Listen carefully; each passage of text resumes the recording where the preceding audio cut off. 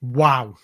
Newcastle United have just demolished Crystal Palace 5-0. It could have been 7. It could have been 8. Newcastle United are the most in form and best team in the Premier League in the past 6 weeks. In fact, probably all season. We have been simply outstanding. Yes, there's been a few hiccups, but what we're producing this season, what we're producing in the last 6 games in the Premier League is simply flawless. Newcastle United 5, Crystal Palace 0. And I'm running out of words for this team because I'm making YouTube videos, right? And I'm sitting here thinking, what else can I say to compliment this team? What else can I say to compliment these individual players? Every single individual player has been absolutely outstanding. If it's not for quality in possession, it's their work rate, their endeavour, their endurance, their hunger, their fight out of possession. That is just catching the eye, and Newcastle are playing some sexy football. Let's make no mistake about this. Every team should be fearing Newcastle United right now because our first 11, and even with Anthony Gordon on the bench, we're a problem. We are a problem for teams. Now, I expected us to win this game, but I thought it was going to be a lot closer than what it was. We won 5-0. It could have been 7.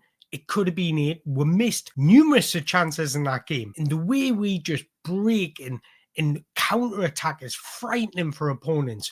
We're sitting third in the Premier League after winning the trophy this season. Only Liverpool have won more Premier League games than Newcastle United this season. We've won 6 consecutive wins in all competitions, 5 consecutively in the Premier League. In that time, we've scored 17 goals in our last 6 games, conceding only 3. We've scored 9 goals in the last 2 games, which is simply unbelievable. Jacob Murphy, everything he's touching's turned into gold.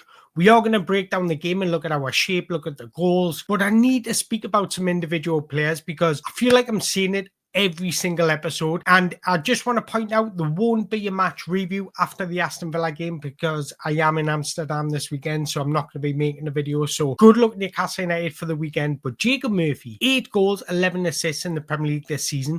Putting that into context, that's more than Jack Grealish has in his last 5 seasons. For argument's sake, let's say we bought Johan Bakayoko in the summer, right? Spent 50 million on him.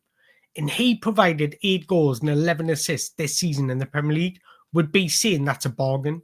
Would be saying that's 50 million well spent. And then the way Harvey Barnes is just integrated in the squad speaks volumes for our environment that we've built, that everybody feels comfortable in every situation. But it also speaks volumes about his individual quality. And this is exactly why you need squad depth, because Harvey Barnes is thinking, right, I've got an opportunity to really put myself in the starting 11. We know Anthony Gordon's going to be missing 3 games through a red card. I'm going to do my best so he can't get back in this side. This is why you need squad depth, because it pushes the absolute maximum out of every single player. 9 goals, 3 assists in the Premier League season. This season is just absolutely unbelievable for a player that hasn't played regularly at the beginning of the season. Since Anthony Gordon's red card, he has a golden assist in every single game apart from the cup final where he won a trophy. Unbelievable stuff from Harvey Barnes. And Sandro Tonali, I say this every episode. What more can I say about this boy apart from irreplaceable? He is, my God, Sandro Tonali, like bellissimo. Just simply outstanding. So this is how we're lined up. And as you can see, it's the same 11 from the past 5 games. And what I enjoy about just looking at this is every single body's contributing to either a goal or an assist. The game against Man United, our front 6 each had either a goal or an assist. This time it's our front 5. You've got Tonali with an assist, Joe Linton with an assist, Harvey Barnes with a goal, Isak with a goal, Jacob Murphy with a goal and an assist. The only player that didn't score or an assist in that front 6 is Bruno Guimaraes.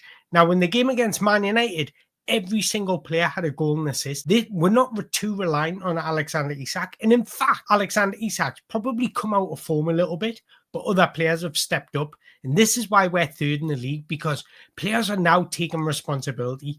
Players are now confident in their own ability to just have a go at different moments. We're scoring different types of goals. We're scoring from different angles.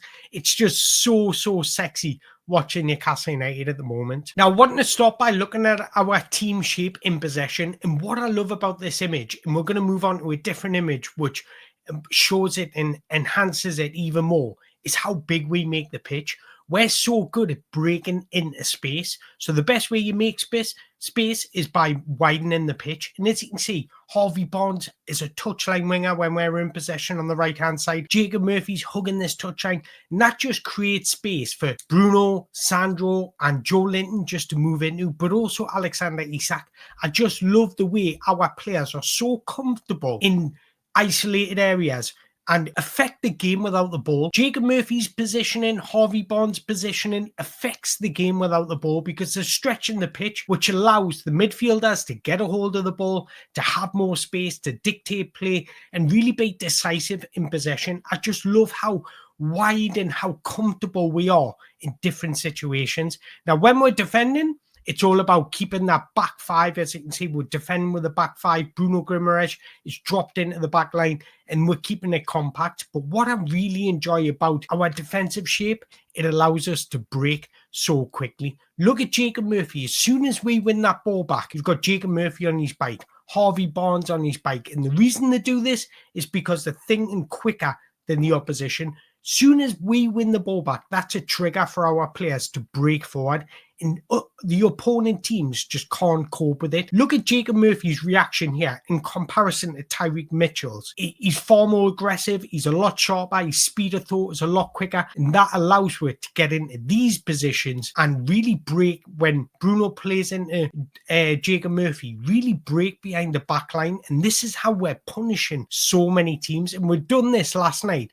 Time and time again against Crystal Palace, we found ourselves 3 against 2, 4 against 3 in so many opportunities. Like I mentioned earlier, we could have scored 10 last night. And if I move it on to the second half, this was happening time and time again. Look, we've got 4 against 3. We were just breaking through Crystal Palace, and that's because our bravery of committing bodies forward. Our players want to move in behind. There's 2 things that kill in football: pace, movement. Our movement against Crystal Palace was simply phenomenal. It was excellent movement in and out of possession, and this is a sequence of play that I want to talk about. Now, Joe Linton played an important role in each of our goals because he attracted attention towards him. Look, he's got 4 bodies around him, but he's got the tactical awareness and the tactical nous to find Bruno Guimaraes in this space. He literally splits between Crystal Palace's centre-backs, and then Bruno Guimaraes is on his bike. So it's all about our players being comfortable in possession and not dwelling on the ball. And this is why we escape the press and get into these situations. Simply excellent stuff from Newcastle United. Like Crystal Palace would just get run ragged from our movement. As you can see, even if Bruno doesn't make that movement into the middle of the pitch, that pass is not on. He's probably going to lay back to Sandro Tonali and we'll just recycle possession. But not Newcastle United, because we want to play forwards. And that's one of the biggest credits I can give to Eddie Howe. He allows these players to express themselves, and they're certainly doing that. On and off the ball, it's just simply sexy stuff. But this is how we manage to get into these situations, because we're committing bodies forward. As you can see, we've got 4 players in the box. So even if Jacob Murphy decides to cross the ball from this angle, then we've got players that can actually put the ball in the back of the net. We've got a higher chance of scoring because we're moving players into the box. Harvey Barnes is getting the box. Joe Linton, Isak, and Bruno Guimaraes are all getting into the box. But this was the goal that put us 1-0 up, and Jacob Murphy done a Sandro Tonali eat your heart out. Anything you can do, I can do better. And this guy is in such a reign of form that everything he touches turns into gold. Simply excellent stuff from Jacob Murphy. And I don't mind him having a pop from here, because when you're confident in your own ability, this is what can happen. And I certainly believe he purposely scored that goal. That goal was on purpose. He meant that goal, that strike. You don't strike a ball like this, and this angle's a thing of beauty. You don't strike a ball with that much power and venom, and even coming off the ground if you're crossing a ball. That is done on purpose. He found an angle, and he executed that goal to perfection. What a player he's been this season. And he needs his flowers because he's been simply sensational. Let's just admire this angle of the goal for a second, because it is a thing of beauty. Honestly, what a player he is. But again, This is what I'm talking about. Having Joe Linton being so composed on the ball. And this is why we were able to beat the press again, because Joe Linton played no important role in here. He was the one that played the ball out to Tino Livramento. Now, again, Tino Livramento's movement off the ball and the courage and the license to get forward causes Crystal Palace so many problems. Not many teams in the world can deal with this sort of movement. Now, Joe Linton receives the ball with his back to goal, but he attracts 3 Crystal Palace players towards him. And then Tino Livramento's clever enough to exploit the space, but Joe Linton has the tactical awareness and the execution not to dwell on the ball, but to lay the ball off in the path of Tino Livramento, and then we'll break free. Tino Livramento again plays the ball into Harvey Barnes, but once again, the movement. Look at Harvey Barnes here, dying to get in behind. You've got Isak getting in behind. You've got Bruno trying to get in the box, who's all free. And this is what I'm talking about. This is why we're so free-flowing and scoring so many goals, because we've got players that want to get in the box, players busting a gut to get into that box. No matter if it's the first minute of the game or the 90th minute of the game, the hunger from the players never changes. It's absolutely ruthless from Newcastle United. And again, Barnes just peels off his man. He's in on goal. He looks to cross a ball. It hits Mark Gahey, goes into the back of the net, and it's sods law that Mark Gahey would score a goal, an own goal, should I say, at St. James's Park after what happened in the summer. It just sums up football and Newcastle United at the minute. As you can see, I'm making this episode with the biggest smile on my face. I haven't stopped smiling because I'm just in awe of this team at the minute. The connection to the players, to the fans, to the staff members, to the players, to the fans, it's just simply outstanding. And this clip just epitomizes everything good and very dangerous about Newcastle United. Look, it's 3-2 in the penalty area. Crystal Palace's players have been packed out the game because our composure in the middle of the pitch has managed to eliminate them out the game with a progressive pass from Joe Linton to send Tino Livramento in, who then plays it into Barnes, and it's all just elite movement, elite awareness from every single player. Harvey Barnes in this situation, he's got 3 options. He can try to find Alexander Isak, which he tries to do, and then the ball ends up in the back of the net anyways. He can pull it back to Bruno Guimaraes, or he can lift it back post to Jacob Murphy. So we're now providing multiple options for the man in possession. This time round, this is my favourite goal of them all. Harvey Barnes, just the little shimmy, the little step over and the little drop of the shoulder just to find half a yard to then strike the ball with his weaker left foot within a beautiful finish into the far corner. It's just simply outstanding. This is a man full of confidence. He receives a ball, he drives towards his man, he pins him in a one-on-one situation, then he's incredibly dangerous from this area. And this is what I always say, Harvey Barnes is one of the best finishers at the club. Just needs half a yard to get a strike off, and then he just executes a strike absolutely perfectly. Just look at this sequence. Look at the way he strikes the ball. His technical ability is just absolutely outstanding. This picture has another thing of beauty.